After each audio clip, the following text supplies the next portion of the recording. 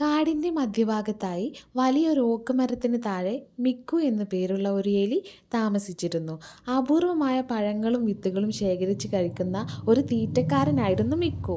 അടുത്തു തന്നെ താമരപ്പൂക്കളാൽ നിറഞ്ഞ വലിയൊരു കുളത്തിൽ സുന്ദരിയായ മിയ എന്നു പേരുള്ള ഒരു തവള താമസിച്ചിരുന്നു. രണ്ടുപേരും നല്ല സുഹൃത്തുക്കളായിരുന്നു. അങ്ങ് ദൂരെ വലിയൊരു മരത്തിൽ ഒത്തിരി പഴങ്ങളുണ്ടെന്നും നമുക്ക് ഒരുമിച്ച് പോയി പറിക്കാമെന്നും മിക്കു മിയയോട് പറഞ്ഞു.